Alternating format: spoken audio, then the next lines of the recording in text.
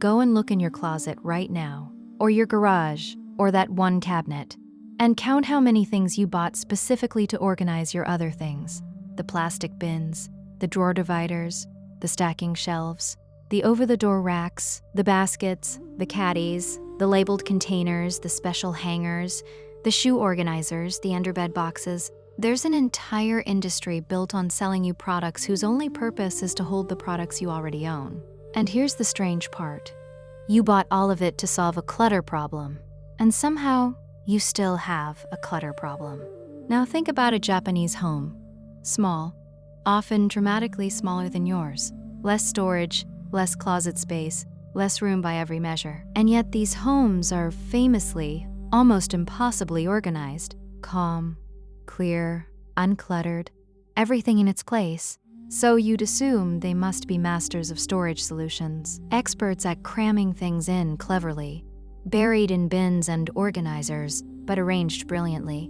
The opposite is true. Japanese homes tend to own remarkably few storage products, and once you understand why, you'll realize the entire premise of the storage organizer industry is a kind of trap. A trap that keeps you buying and keeps you cluttered forever. Because here's the secret the organizing industry will never tell you. A storage organizer is not a solution to clutter. It's a way to keep clutter you should have let go of. And today, I'm going to show you exactly what Japanese homes do instead. 4 principles that make almost every storage product in your house unnecessary, and that solve the clutter problem at its actual root, instead of just hiding it in a nicer box. Before we go on, a quiet note. The Japanese home was never really about the method. It's about a home that lets you rest, instead of one more thing to keep perfect. I wrote a small book on that idea, Wabi Sabi, Finding Peace in an Imperfect Life. First link below, if it calls to you. For now, let's keep going. Stay with me until the 3rd principle, because it's the one that flips the whole way you think about small spaces. It's the reason a tiny Japanese apartment can feel more spacious than a large Western house. But it only makes sense once you understand the first 2. Let's begin. First, we have to name the trap clearly, because you can't escape it until you see it. The storage organizer industry sells you a very appealing story. The story goes, your home isn't cluttered because you have too much stuff. It's cluttered because your stuff isn't organized well enough. And the solution, conveniently, is to buy more products. Bins to contain it, dividers to sort it, shelves to stack it, racks to hang it. Buy the right system, the story goes, and your clutter will finally be tamed. And it works, briefly. You spend a weekend and some money, everything gets sorted into its bins, and for a little while the home looks better. But notice what actually happened. You didn't get rid of anything. You just contained it. The same volume of stuff is still in your home. It's simply been packaged more neatly. And because you never reduce the amount, it grows again, spills out again, and within months you're back where you started, now shopping for more organizers to handle the overflow.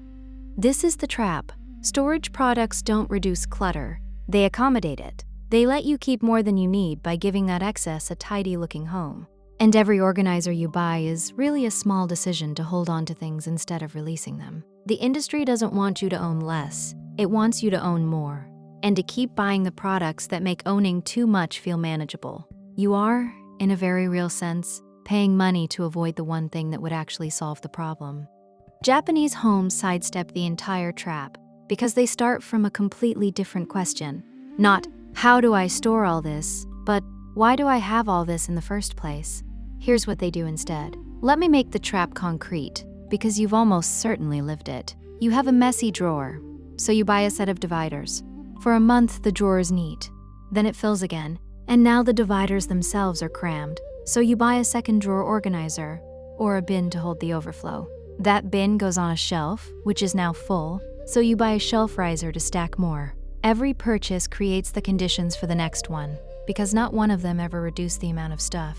Each just made room for slightly more of it. This is why people who buy the most storage products so often have the most cluttered homes. They're not failing at organizing. They're succeeding at accommodating an ever-growing pile that never needed to grow in the first place. The organizers aren't fixing the problem. They're feeding it. Principle 1. The answer isn't more storage, it's less stuff. The foundation of the entire Japanese approach, and the thing that makes almost every organizer unnecessary, is a concept called danshari. It's built from 3 ideas: refuse, discard, separate. Refuse what you don't need before it enters your home. Discard what you no longer use, and separate yourself from the emotional grip that objects quietly hold over you. It isn't a one-time declutter, it's an ongoing relationship with your belongings, a constant, gentle question asked of everything you own. Do you still earn your place here? And here's why this makes storage products obsolete. Think about what an organizer actually is: a tool for managing a quantity of things. The more things you have, the more organizers you need. But danshari attacks the quantity itself. When you genuinely reduce what you own, not contain it, reduce it, the need for storage products largely evaporates. You don't need a clever system to organize 20 items the way you'd need one for 200. A drawer with only what you use fits easily, visibly, with room to spare. It organizes itself because there's little in it. This is the reframe that changes everything. The Western instinct faced with clutter is to ask, where do I put all this? The Japanese instinct is to ask, do I need all this? One question leads you to the store to buy more bins. The other leads you to a home that no longer requires them. The most powerful organizing tool in existence isn't a product, it's the decision to own less. And it's free. There's a practical way to begin that Japanese homes use constantly: the one in, one out rule. For every new thing that enters your home, one old thing leaves. This alone stops accumulation in its tracks and slowly draws the total down to only what you actually use and value, which is the amount a home can hold effortlessly, with no special products at all. And there's a quiet financial truth buried in this, that the storage industry would rather you didn't notice. Every organizer you buy is money spent to keep things you likely don't use. Add up a lifetime of bins, baskets, dividers, and racks, and it's a genuinely significant sum.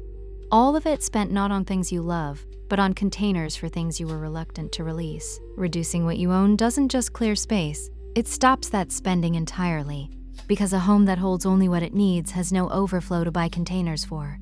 The person practicing danshari isn't just less cluttered than the person buying organizers. They're also quietly wealthier, because they've stepped off the treadmill of paying to store what they should have let go. The principle: you don't have a storage problem, you have a too much problem. Solve that, and the storage problem disappears. Principle 2. Everything gets a home. A real one, not a bin. Once you've reduced what you own, the second principle keeps it effortlessly in order. And again, it needs no products. The rule in a Japanese home is simple and absolute. Everything must have a designated home.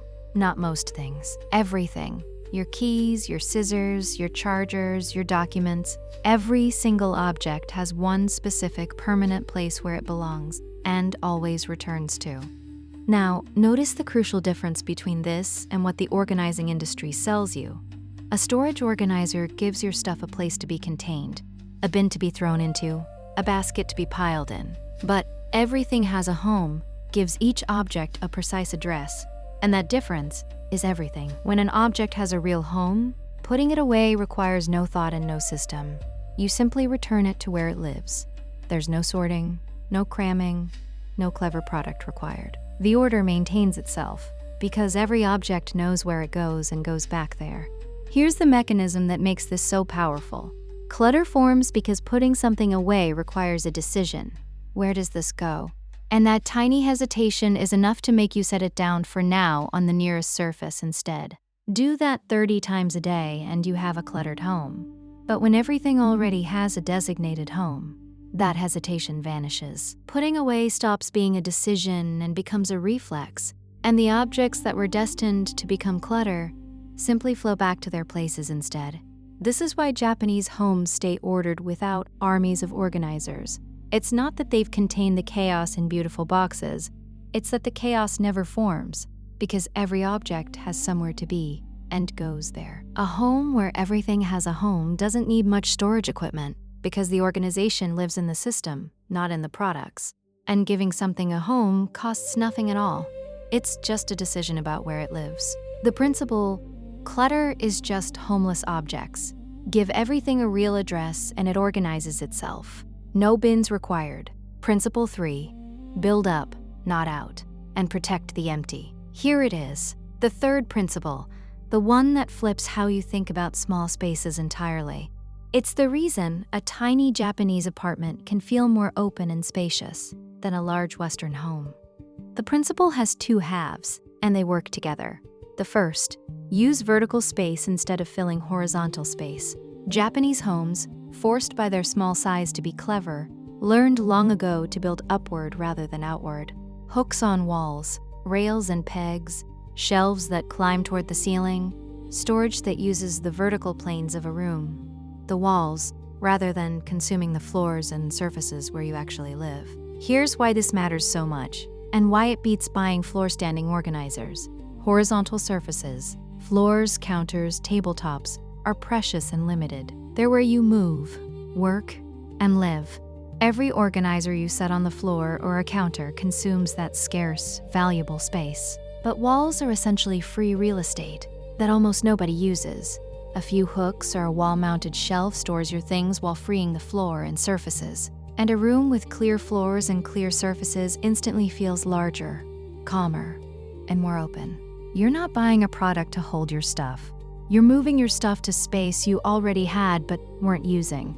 And the second half, which is the deeper one, protect empty space as something valuable. There's a Japanese concept called the idea that emptiness is not a lack, but a presence in its own right. The Western instinct is to see any empty shelf, corner, or surface as wasted space begging to be filled, which is exactly the instinct the storage industry exploits, selling you products to fill every void. The Japanese instinct is the opposite.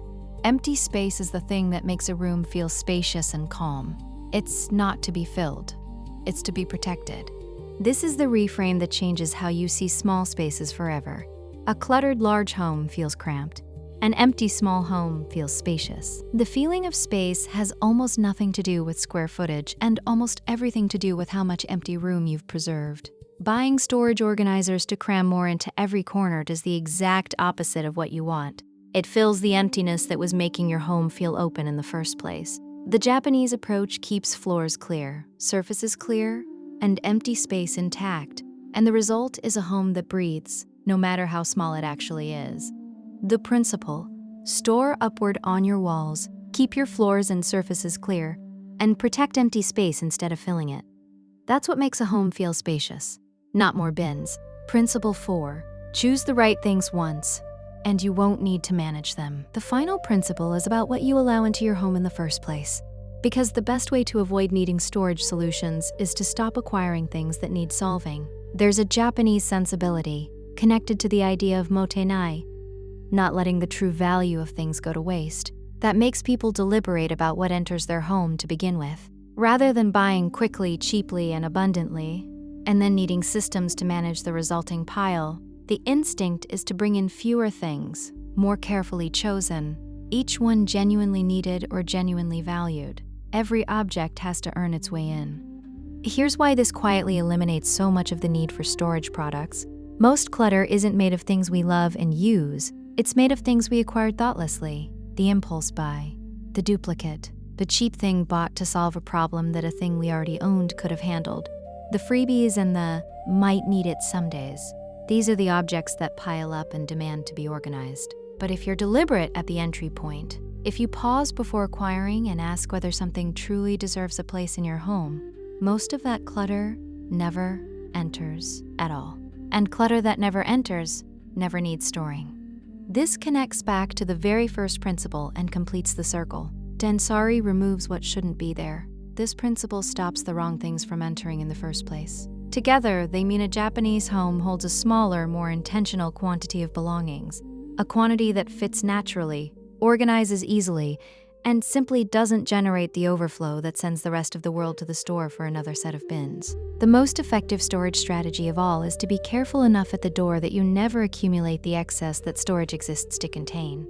The principle, be deliberate about what enters your home, and most of what you'd need to organize never arrives at all. What Japanese homes do instead, all together. So let's put it all together and see clearly what Japanese homes do instead of buying storage organizers. They own less through the ongoing practice of danshari, reducing the quantity itself rather than containing it.